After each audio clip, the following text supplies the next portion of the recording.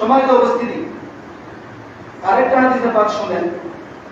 এটাও মুকাশাফাতুল কুলুবের মধ্যে 32 পৃষ্ঠার মধ্যে এসেছে।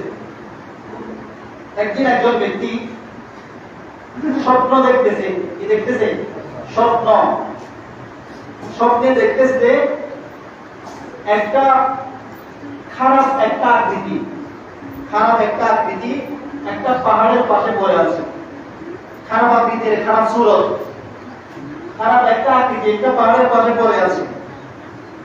ওই ব্যক্তি জিজ্ঞেস করলেন স্বপ্নের মধ্যে, এগুলা মান আনতা, কে তুমি?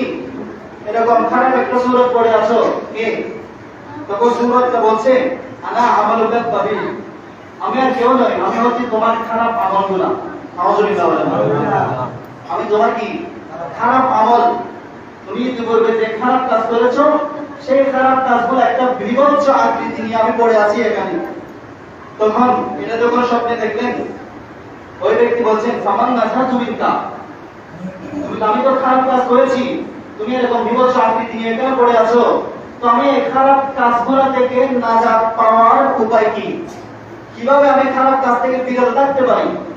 এটা যখন জিজ্ঞেস করলেন, তখন ওই আকৃতিটা বলছে, আসসালাতু আলা নবী সাল্লাল্লাহু আলাইহি ওয়াসাল্লাম, তোমার খারাপ কাজ থেকে বেঁচে থাকার একমাত্র উপায় হচ্ছে রাসূল পাক সাল্লাল্লাহু আলাইহি ওয়াসাল্লামের উপর দরুদ শরীফ পাঠ করা। সুবহানাল্লাহ। কি পাঠ করা? দরুদ পাঠ করা। দরুদ পাঠ করলে মানুষ গুনার কাছ থেকে কি থাকতে পারে? বিরত থাকতে পারে, বেঁচে থাকতে পারে। তখন ওই আকৃতিটা বলছে, কামা ক্বালা সাল্লাল্লাহু আলাইহি ওয়াসাল্লাম, আকৃতিটা তাকে কোথায় বলছে? পুরো স্বপ্নের মধ্যে বলে দিচ্ছে। কি বলছে? নবীজি বলেছেন, আসসালাতু আলাইয়া নূর আলা সিরাত।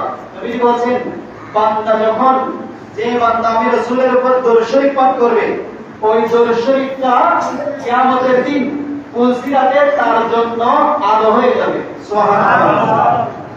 ঘুটঘুটে অন্ধকার, ওই অন্ধকারের মধ্যে তার জন্য কি হয়ে যাবে? এটা আলো হয়ে যাবে। আর কি হবে? নবীজি বলেন, মান সাল্লা আলাইহি ইয়াউমাল জুমআ, যে বান্দা জুমার দিন আমি রাসূলের উপর দরুদ শরীফ পাঠ করবে, কয়বার? 80 মাররা, 80 বার।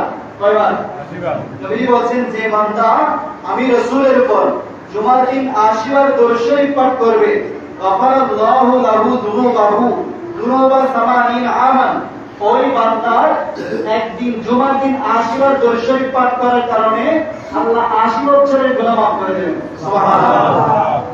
জুমার দিন শুধু কয়বার? 80 বার। 80 বছর তো হায়াত আমাদের নাই। 80 বছর কি হায়াত পাচ্ছে মানুষ? পাচ্ছে না। কিন্তু 80 বছরের সগীরা গুনাহ কি হয়ে যাবে? মাফ হয়ে যাবে।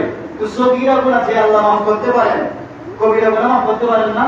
আল্লাহ চাইলে কবিরা গুনাহ মাফ করে দিবেন। সুবহানাল্লাহ। সেজন্য নবীজির উপর বেশি বেশি কি করতে হবে? দরুদ শরীফ পাঠ করতে হবে।